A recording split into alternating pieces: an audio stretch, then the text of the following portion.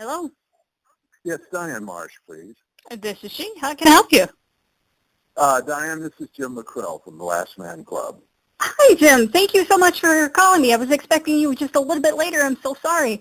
But are you guys ready for the interview? Shall I call? Yeah. Shall I call back? Or? No, that's absolutely fine. Is it? Now, I was told there was going to be four of you, Bo, yourself, Steve, and Blaze. Is that still correct? Yes, I'm here by myself.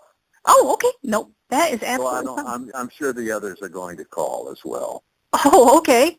No, that absolutely works for me.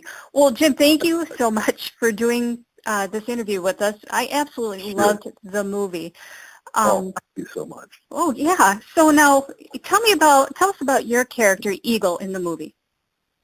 Eagle is a guy that I would admire from.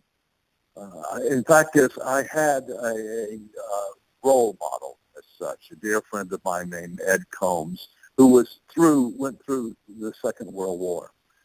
And Ed was like Eagle, married for like 57 years or so, and his wife passed away. And Ed is just eaten up with integrity. He's just absolutely a man's man. And so I used him as a role model to a certain extent for John Eagle, who I think is that kind of person. I made up a backstory, so to speak, with Eagle, that when he got out of the Air Corps, or the Air Force as it was, he went to work for the post office because he likes regiments, he likes structure. And he worked his way up to being the postmaster of this small town in New Jersey. And he and his wife had planned to buy an RV when he retired and just tour good old America and go to all the places they wanted to go. Well, of course, cancer interrupted that, and she died. Mm. So he's pretty much at loose ends when he moves in with his son and daughter-in-law, who are not too happy about that and treat him like an infant. Mm. And so that's pretty much the character of him. He's distraught with the way they treat him. He doesn't understand how he provided for this son all of his life, and now that he is not in need, he is and he's just as sound as a dollar, but they treat him like he's an invalid, and so that's what precipitates him wanting to go on this trip. Okay, and so how familiar are you with the original Last Man Club? I'm sorry, I don't understand. Oh, well, there was the original Last Man Club. Yes. Okay, and are you familiar with that backstory? I was familiar, not with the backstory per se, but I know that Bo had tried to get it made, and Charlton Heston had to pull out, and he had a lot of trouble. He's been working on this for a long time. And I also am familiar with the fact of how he came up with this, the four guys driving in the car in New York, and with their little flag, and he incorporated all of that. Bo is just amazing. He's just absolutely amazing to work with and work for. I was going to ask now, have you worked with Bo on any other projects, or is this your first one? No, I haven't, but I've known him for a long time. Have you? Okay. And for this kind of role, what did you do to prepare for it? Well, I spent a lot of time with my friend Ed Combs talking about his experiences in World War II. And really, by the time I was cast, about 2 weeks later, we were on our way to Tucson. And Bo and I spent a lot of time together talking about John and what he wanted from John Eagle, and how John Eagle was going to carry the pivot role, so to speak, in this movie. Gotcha. And throughout the film, granted, you are probably one of the senior cast members, but what was probably the most difficult role, or the most difficult challenge throughout making the film that you may have struggled with a little bit? Well, we worked so fast and so hard that I really didn't have a chance to worry about anything. We just moved on. One of the things that I had to do and correct in it was a very, very I hate to use the word pivotal again, but it was a very, very pivotal role in the relationship between John Eagle and Romy, because they had to be an affection there. There had to be a cemented relationship, yet there couldn't be anything sexual about it, or John would come off like a dirty old man.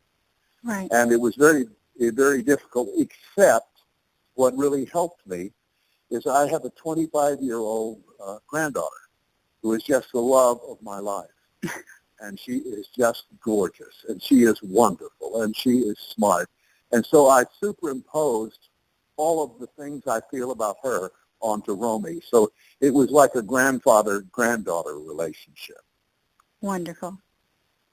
Yeah, no, that definitely comes out, and it's something that's so prevalent in the film, and it's wonderful that you guys took it the direction that you did, because anything different really would have maligned what you were trying to accomplish. I think so as well.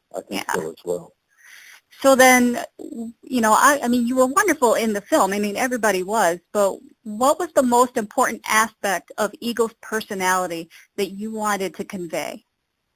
His naivete. Really? Yeah. That he wasn't a sophisticate. He was just a good guy. And he wasn't dumb by any stretch of the imagination, but he viewed life as not owing him anything. He just enjoyed everything he was doing, with the exception of the way that the son and daughter-in-law treated him. But he had this great relationship with Blaze, with Taylor. Yeah. And it was an outlet for him. And they fed off of each other. And as I get older, all right, I see more and more relationship with my younger grandchildren and things that we have in common. I'm not so bent on having to worry about making a living anymore or having to strive to get ahead. I can just kind of kick back and relax and enjoy things. Oh. And that's all Eagle was trying to do. He was trying to control his dignity, and he was trying to just kick back and be a part of everything. Make a model airplane with Blaze. Be a good family member. And the son and daughter-in-law totally relegated him to the role of an invalid. Dad, Right. You can't drive. What are you doing walking out here? I walk to the store. It's 2 blocks away, Certainly capable of walking. Well, are you satisfied with the way that the role of your son and daughter-in-law kind of, did a little bit of almost a 180 when they started, being involved more in what you were trying to accomplish? Yeah. Right. Yes, I was. And that is because of their love for their child, who saw me through his eyes for the first time. All right. Well, I've got one last question for you, Jim. So Sure. You've done, obviously The Last Man Club. Do you have any other projects coming out that you'd like to tell us about? Well, I have a picture. Bo's getting ready to work on a new picture, and we were joking on it. He's storyboarding it now, and we were joking about it. And I said, while you're storyboarding, be sure and draw me in. He laughed and said, well, you'll be it. So I'm looking forward to that. Fantastic. Well, thank you so much for the call. I really appreciate it. My pleasure. Yeah, and My good luck. pleasure. Good luck with everything you got going on. Thank you, and thank you for liking the movie. Sure. Take care, Jim. Okay, bye-bye. Bye-bye.